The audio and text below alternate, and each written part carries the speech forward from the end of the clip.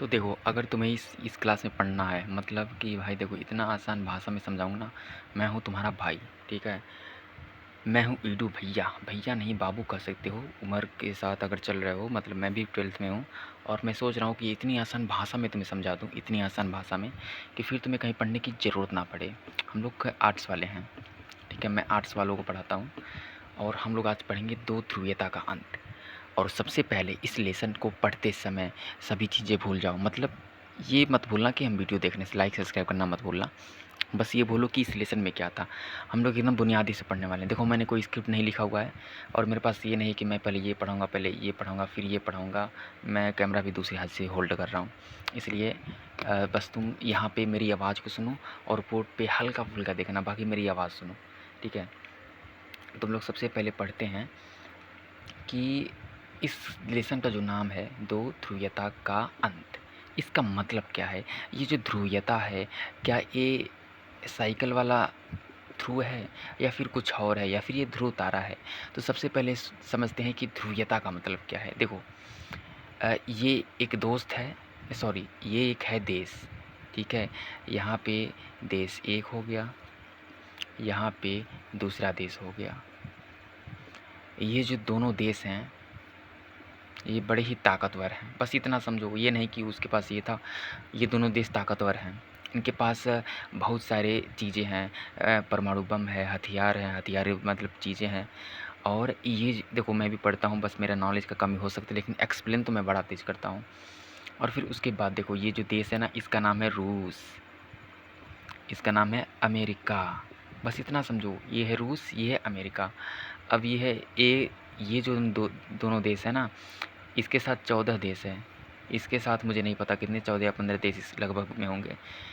अब इसके साथ इसलिए हैं सब देश क्योंकि यह एक, देखो, सबकी मानसिकता अलग होती है। कोई किसी और तरीके से सोचता है, कोई किसी और तरीके से सोचता है।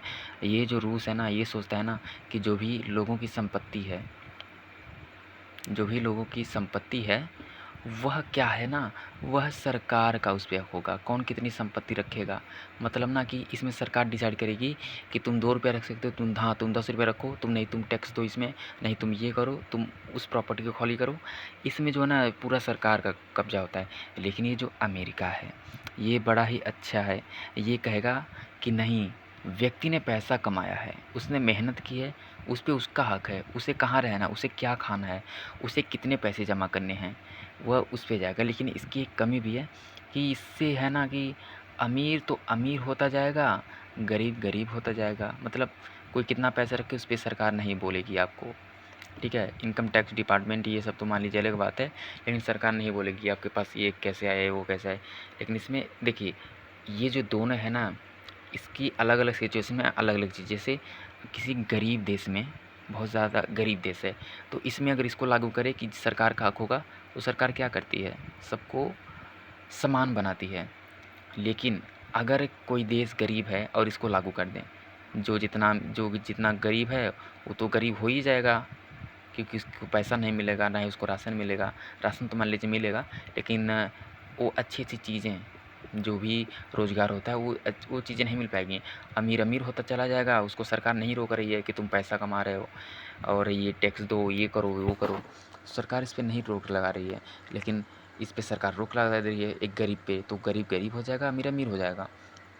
लेकिन अब सिचुएशन वाली बात आती है कि ये जो दोनों देश है, रुकिए मैं फिर से मिटा देता हूँ।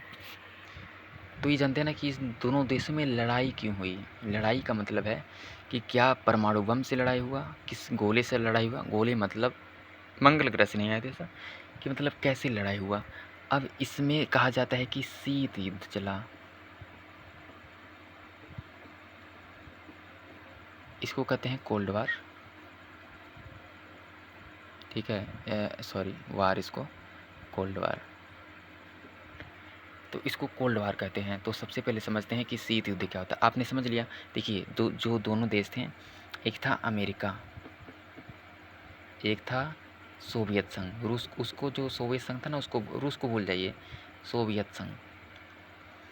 अब इसको अमेरिका को भूलिए। अब इसकी जगह पे आप बस ये समझिए कि संयुक्त, संयुक्त मतलब होता है कि एक साथ, संयुक्त राज्य अमेरिका।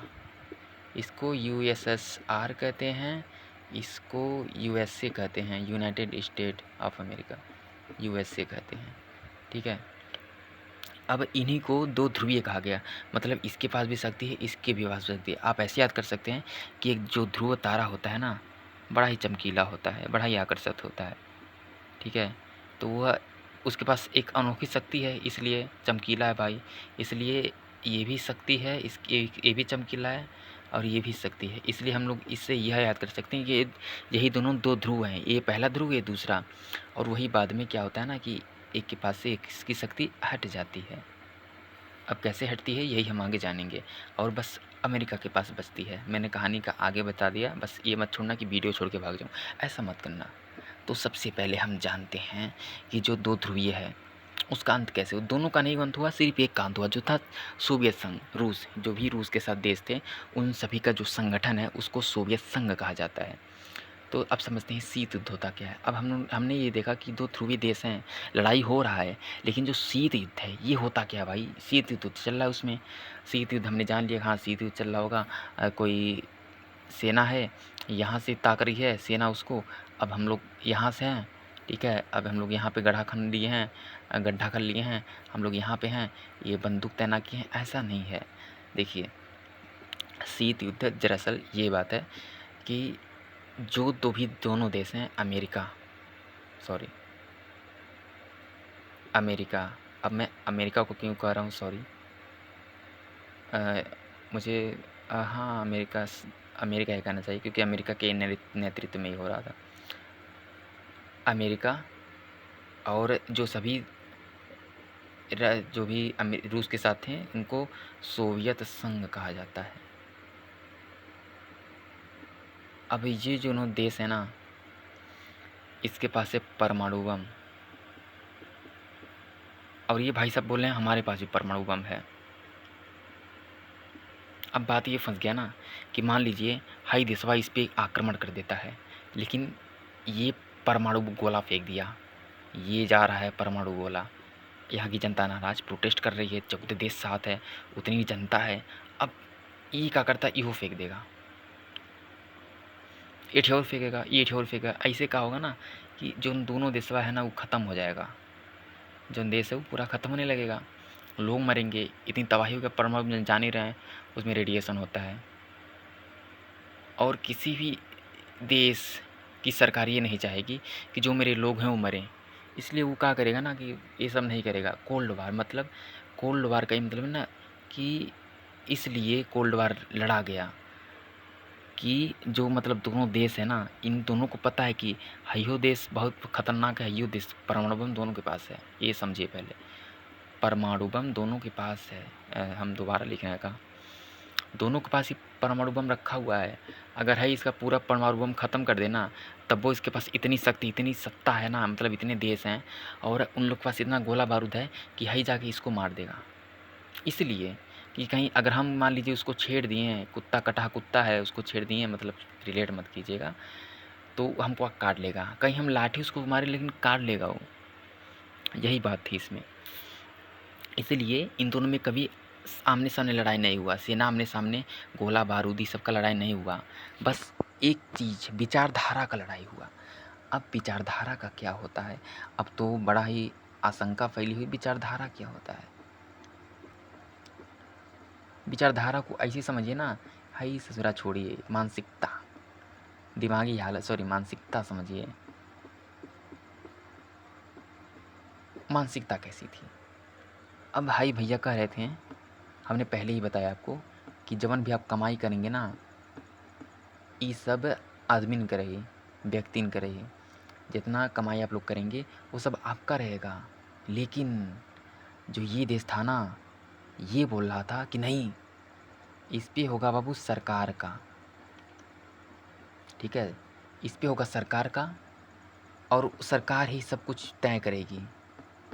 लेकिन ये बोला नहीं, लोग कमाए हैं तो उस पर लोगों का हक होगा। अब जो इसकी विचारधारा थी, इसकी मानसिकता थी, विचारधारा यहाँ लिख देता हूँ।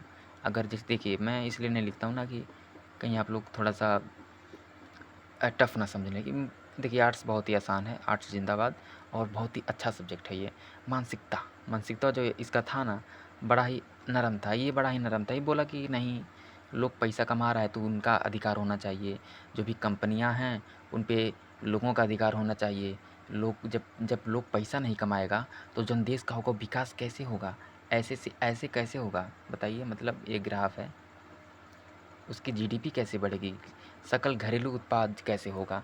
अच्छी अच्छी कंपनियां, नई नई जो कंपनियां खुलती हैं वह कैसे खुलेंगी जब एक देश का जीडीपी, सरल घरेलू उत्पाद, ठीक है, मतलब किस कोई छोटे मोटे उद्योग को बढ़ावा देना, वही होता है सरल घरेलू उत्पाद।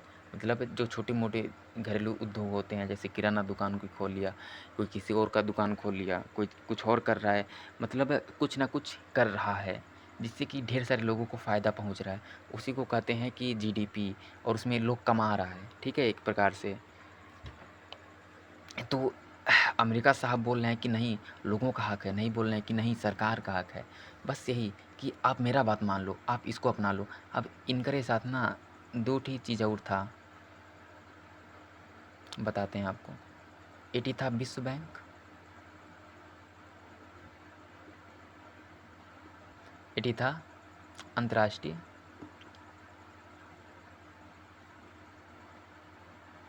मुद्रा कोष।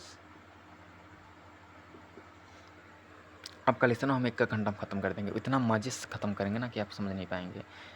विश्व बैंक, अंतर्राष्ट्रीय मुद्रा कोष। अब बतिया ये है ना कि ये जो दोनों है ना, ये बना था एक का जगह ही, ठीक है। ये एक ही जगह बनने के कारण का हुआ ना